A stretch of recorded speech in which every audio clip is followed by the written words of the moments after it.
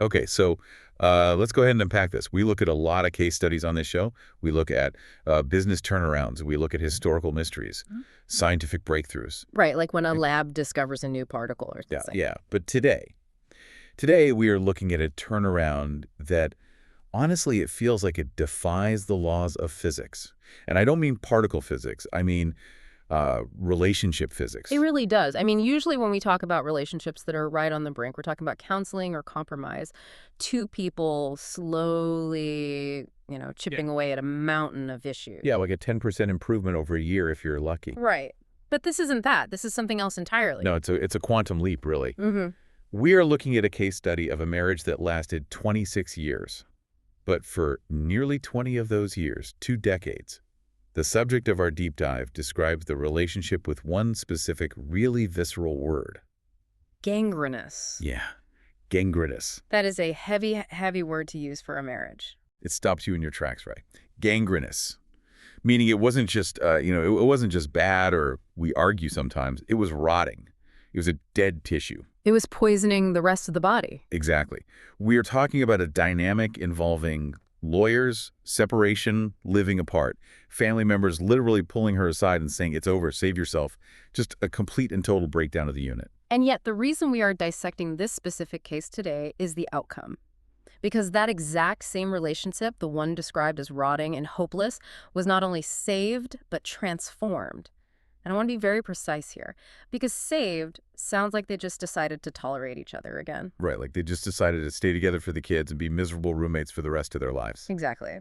But the source material describes a shift into a literal honeymoon phase, dynamic decades, where the husband who was previously cold, distant, and effectively gone became attentive, loving, and present.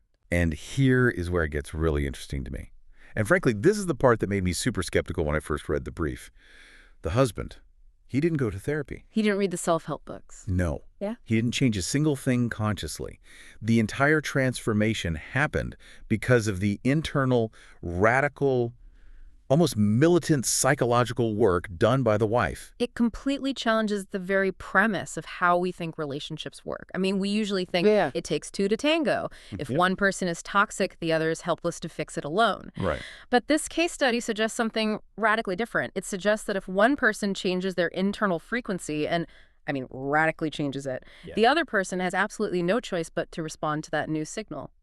So our mission today for this deep dive is to decode that signal. We're going to break down the specific protocols this woman used. And I want to be crystal clear to everyone listening right now. This isn't just about marriage. Not at all. This is a masterclass in how personal narrative shapes reality.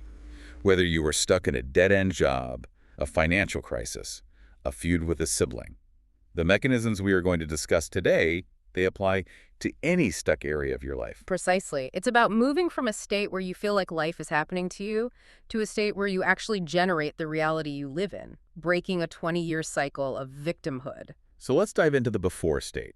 We really need to understand the anatomy of this toxic loop before we can understand how she broke it. We're talking about a duration of roughly 17 to 20 years of dissatisfaction. Think about that timeline for a second. That is a lifetime. That's an entire childhood from birth to college. That is 4 or 5 presidential administrations. Wow, yeah, when you put it like that. When you're in a state of stress or unhappiness for that long, it ceases to be a mood and it becomes a personality trait. It becomes your biological baseline. Let's pause on that, because I think we usually picture screaming matches and throwing plates when we hear about bad marriages. But the source material paints a different, much quieter picture of the rot, doesn't it? Right. It's not just the explosions, it's the silence. The source describes a state of constant hypervigilance. Imagine waking up every single day for 17 years and your very first thought isn't, what's for breakfast? Yeah. Or it's a nice day out. It's survival mode. Completely. Your first thought is, what mood is he in? Is today a safe day? Did I do something wrong while I was sleeping? It's a slow, constant cortisol drip. You are literally bathing your nervous system in stress hormones before your feet even hit the floor. Exactly. She describes an emotional cocktail that she drank every single day. 1 part, deep feelings of worthlessness. 2 parts, constant mistrust. And suspicion, that's a key element here too. She describes a state of constant surveillance, like, where is he? What is he doing? Why is he looking at his phone like that? And beneath all that suspicion was the victim identity. This is the core belief that she is the innocent casualty of someone else's behavior. She is the pure protagonist suffering because of a cruel villain. She mentions oscillating between blaming him and blaming herself. It's this exhausting mental ping pong match.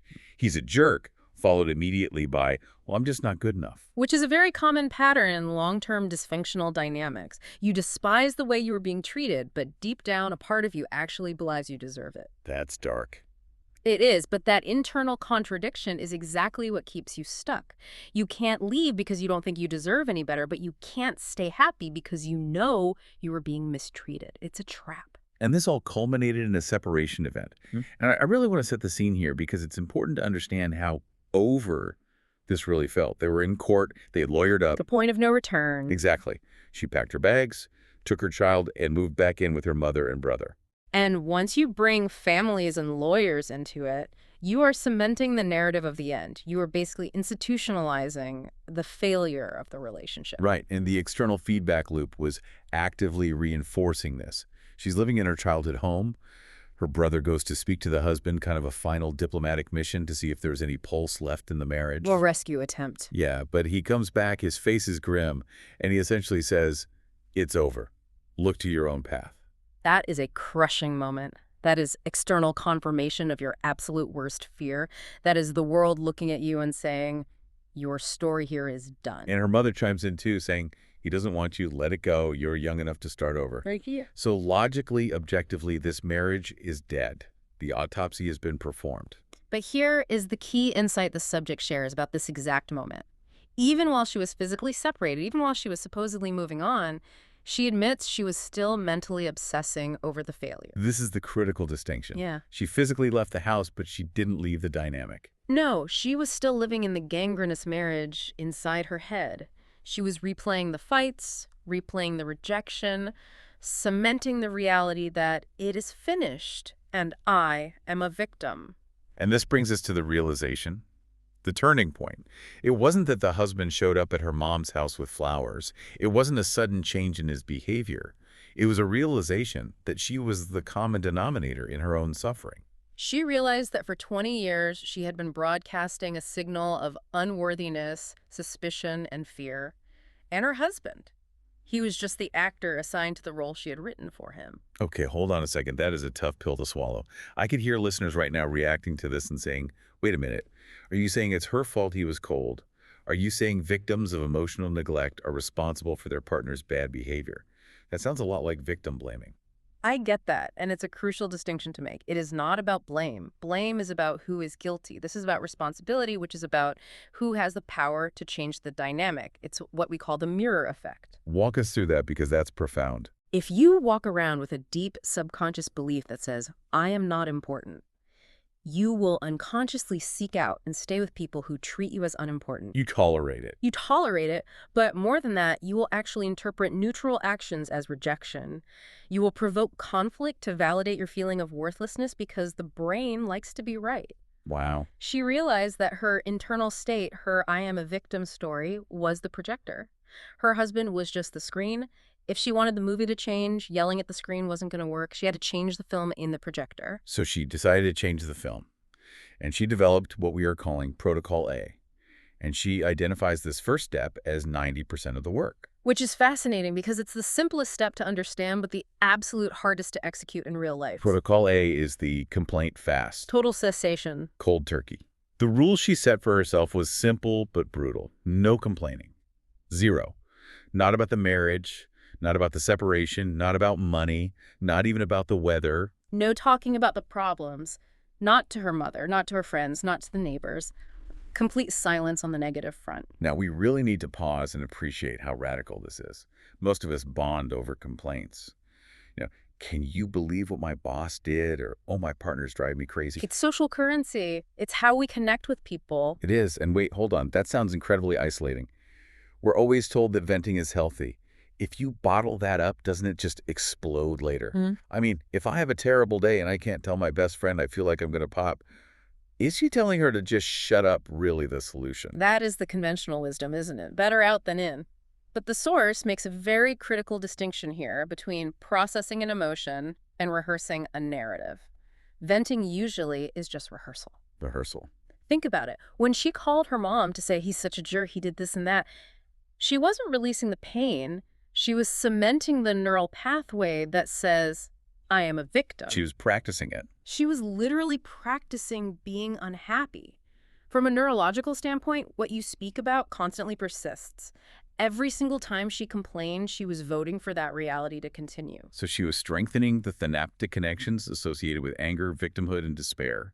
She was keeping the gangrene alive by feeding it attention. Precisely. By stopping the verbalization, you starve the problem of energy. You completely stop the reinforcement loop. But the social pressure, though. She talks about how hard this was. She's living with her mom. People want the drama. They want the update. They ask, so have you heard from him? How is he treating you? It's really awkward to just say nothing. And this requires a script. You cannot just stand there silently staring at them. She developed a boundary. She would say, politely but firmly, I am no longer talking about this. I am trying something new on myself. Let's talk about something else. I love that phrasing. I'm trying something new on myself. Ah, It takes the focus entirely off the husband and puts it squarely on her own growth. And it disrupts the pattern. Friends and family are used to the loop. They expect the complaint. When you deny them that, it forces the conversation and the energy somewhere else entirely. She actually compares it to a dietary detox. She says you can't taper off. You can't say, I'll only complain on weekends. It has to be a hard stop. And she describes feeling actual withdrawal symptoms. The brain is addicted to the loop. We have to understand that victimhood gives us a hit of dopamine too. Really. Dopamine from being a victim. Yes, because it makes us feel righteous. It makes us feel right and justified.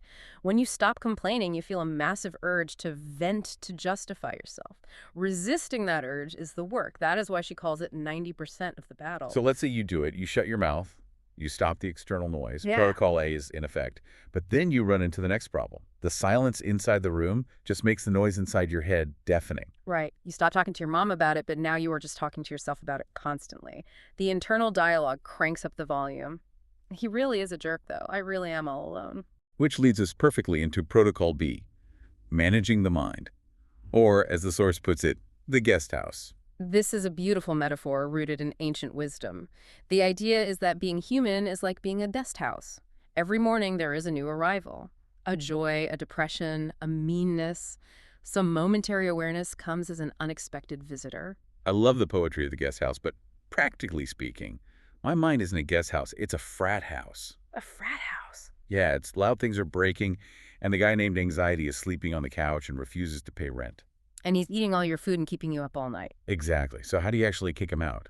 Because usually our mistake is that when a negative thought, let's call him Mr. Anxiety, shows up, we invite him in, give him the master bedroom, and let him live there for 20 years. We identify with the guest. We say, I am anxious, instead of anxiety is visiting me. The subject realized she had let thoughts of betrayal and worthlessness move in and sign a long-term lease. So the fix is to treat thoughts as transients. You become the observer. You say, I see you. You are just a thought. You are a visitor. And then, and this is key, you release them. You don't fight them. Why not fight them, though? If I have a thought about my ex being a jerk, shouldn't I fight it? Shouldn't I say, no, stop thinking that? No, because fighting is a form of engagement. It's the white bear effect in psychology. If I tell you, don't think of a white bear, what are you thinking of right now? A white bear. Exactly. Energy flows where attention goes. Oh. If you stand at the door screaming at the guest to leave, you are still focusing on the guest. The goal is indifference. Oh, you're here. Okay. Goodbye. She uses this visualization of an ocean that I thought was really helpful. She says, we are constantly standing in an ocean of thoughts. You are going to get wet. You can't stop the waves from coming. But you don't have to drown. You are the container and not the content. That is the fundamental shift. When she was in the gangrenous phase, she was drowning in every single wave. Every negative thought about her husband became her absolute reality. But in this new phase, In this new phase, she learned to stand in the water, feel the wave hit, and let it recede without being swept away by it. okay, so we have stopped the external complaining. We are observing the internal thoughts without clinging to them. But we still have that deep coding, the stuff that runs in the background, the operating system. that's subconscious. Right, and that brings us to Protocol C, rewiring the subconscious. She realized that underneath all the drama and the surface thoughts, she had a core belief sentence. A line of code that just said, I am unworthy. And until you rewrite that specific line of code, nothing changes permanently. You can stifle complaints all day long, but if your core belief is, I don't deserve love, you will eventually manifest a situation where you aren't loved. Because the brain looks for proof. Yes. The reticular activating system in your brain will literally scan the environment for evidence that you are worthless just to prove your core belief right. So her action plan for this was creating the faith sentence. She wrote a specific mantra that countered her negative programming. Things like, I am valuable, I accept myself, I trust the flow of life. Reliable people always come across me. Notice the phrasing there. It's positive, and it's in the present tense. But here is the genius part. It's not just about saying it in the mirror once a day like a cheesy affirmation. It's the delivery system she used. The walking hypnosis. This is my absolute favorite part of the toolkit because it's just so incredibly practical. She recorded her own voice reading these affirmations. She made a loop like 45 to 60 minutes long, and she listened to it every single day while power walking. Now, there's a very specific biological reason why this works. It's not just that exercise makes you feel good. Okay, I have to push back a little here. Walking hypnosis sounds a bit magical to me. Is there actual hard science to this, or is it just the endorphins from the exercise making her feel more optimistic? It's a very valid skepticism, but this is deeply rooted in how the brain filters information. We have this gatekeeper in our minds called the critical factor. The critical factor. Right. It's the analytical part of your brain that rejects new information if it conflicts with your established beliefs. If you just sit in a chair and say, I am worthy, the critical factor checks your history file, sees 20 years of a bad marriage, and says, no, you're not. Rejected. So it's like an internal firewall. Exactly. It's the bouncer at the club. But, and this is the ultimate hack, when you engage in rhythmic bilateral movement, like power walking, you are physically occupying the brain's processing power. You are inducing a flow state, shifting brainwaves from beta, which is alert, anxious, analytical, to alpha, which is relaxed and receptive. You're distracting the bouncer. You are distracting the bouncer. The critical factor gets distracted by the physical coordination and the steady rhythm of walking. It leaves the back door wide open. And that is exactly when she slips the affirmations in. She's essentially rewriting her base code while the firewall is down for maintenance. And it was her own voice on the recording. That seems important. It is so powerful. We inherently trust our own voice. Hearing yourself declare your own worth is incredibly healing, especially for the inner child who maybe never heard those words growing up. She also listened to it while falling asleep, Ray. The hypnagogic state. That twilight zone right between wakefulness and sleep, that is another natural window where the critical factor is offline. She was essentially marinating her brain in self-love for 8 hours every single night. And speaking of self-love, she touches on where this unworthiness came from in the first place. It wasn't just the husband making her feel this way. It's almost always parental, isn't it? Often, yes. She mentions casual remarks from her childhood. Things like, if it weren't for you, I wouldn't be stuck here. Ouch. Right. Those little comments plant deep seeds. She realized she had been waiting for her husband to validate her, to heal that specific childhood wound. But it wasn't his job, it was hers. That is the big aha moment. I am waiting for him to make me feel worthy, but he is treating me like I'm unworthy because I treat me like I'm unworthy. Exactly. The external world is always a lagging indicator. It reflects who you were. If you want a new reality, you have to change the signal you are broadcasting today. Okay, so she's doing the walking, she's doing the silence. But life still happens. Triggers still happen. And this brings us to Protocol D, emotional alchemy. Because you can be doing all this amazing internal work and then suddenly, wham! A massive wave of jealousy hits, a wave of fear. Maybe the husband calls regarding logistics and he sounds annoyed. And the old reaction to that tone of voice would be to spiral, to panic, to immediately call the mom and complain. Right. But she developed a real-time technique to handle this. She uses the analogy of a stone in the water. Imagine a lake. At the bottom, buried deep under the sand, are stones. These stones represent trapped, repressed emotions. Okay. When a trigger happens, it's like a stone shaking loose and floating all the way to the surface. And usually our instinct is that we try to shove the stone back down. We don't want to feel the jealousy or the pain. We repress it. Which just keeps it trapped in the system. It keeps the stone in your shoe. Her perspective shifted entirely. She realized, wait, the stone coming to the surface is actually a good thing. It means it's finally leaving. That is a huge reframe. The pain isn't a sign of failure. It's literally a sign of release. Correct. So her technique for this was 3 steps. 1, catch the emotion as it surfaces. Feel it physically in the body, the tightness in the chest, the heat in the face. 2, do not shove it back down. let it be there. 3, surrender it. Surrender it how? She would literally say out loud or in her head, I notice you. I surrender you to the source. I convert you to love. I convert you to love. Yeah. That sounds a tiny bit woo-woo, but if you really think about it, it's just neutralizing the emotional charge. It's alchemy. You are taking the raw energy of fear, which is a state of high arousal, and transmuting it into presence and acceptance. And she really emphasizes the speed of this evolution. In the past, a hurt would take her 10 years to get over. Then, as she practiced, it took a month. Now she processes the massive trigger in 30 seconds to 2 minutes. That's the real metric of success. It's not that you reach a state where you never get triggered ever again. It's how long you stay in the trigger. Precisely. You become a clear channel. The emotion comes up, it washes through you, and it is gone. You don't store it in your body anymore. So we have the full toolkit now. The complaint fast, the guest house, the walking hypnosis, the emotional alchemy. Now let's look at the result, because I think listeners might be imagining a fairy tale ending right here, where the husband comes back and everything is magically perfect immediately. And that is absolutely not what happened. And this is crucial for anyone listening who wants to apply this to their own life. Real life is messy. Very messy. So about 4 months after the separation, the families intervened. Elders got involved and the couple actually reconciled. They moved back in together.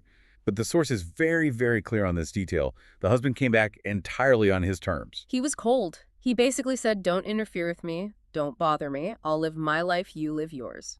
It was a strict roommate situation, not a marriage. And initially, she fell right back into her old patterns. She started people-pleasing, tiptoeing around him, hiding her dissatisfaction to keep the peace. Which is completely natural. The old neural pathways were still there waiting to be used.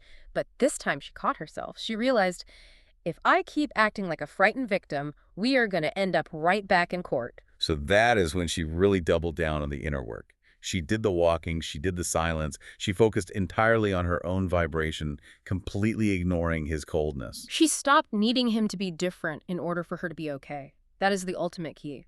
She found her own joy, her own worth, independent of his mood. She became a sun generating her own light, rather than a moon just reflecting his. And then the impossible change happened. Slowly, and then all at once, the husband's behavior shifted 180 degrees. Without therapy. Without him reading a single blog post about relationships or attending a single seminar, he started becoming attentive. He genuinely wanted to spend time together. He started fulfilling her deep desire for a family unit, planning vacations, cooking dinners, seeking connection. Let's look at the phone test, because this is where the rubber really meets the road. We've all been there in some form. It's 9 p.m. You're sitting on the couch. He walks in and puts his phone face down on the coffee table.